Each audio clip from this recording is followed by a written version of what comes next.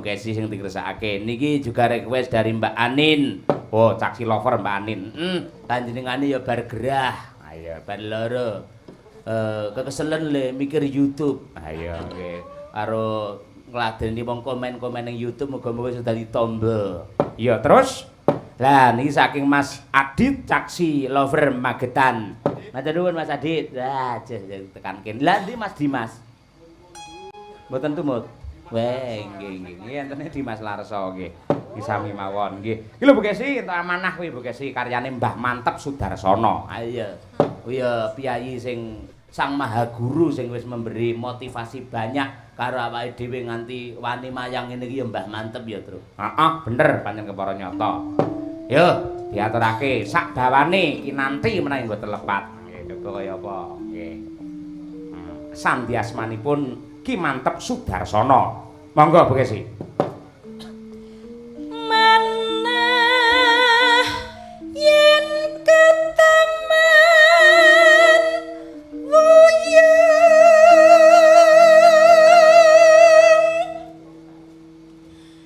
tebang wong kang hayu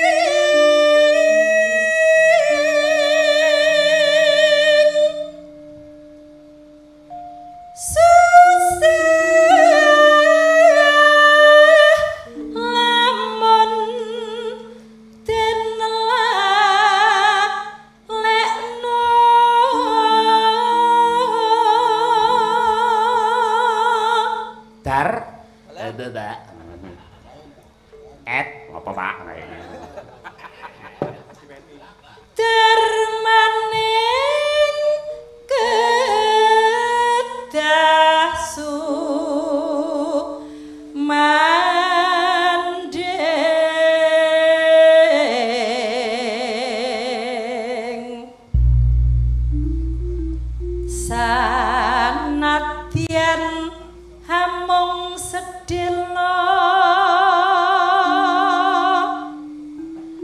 nambani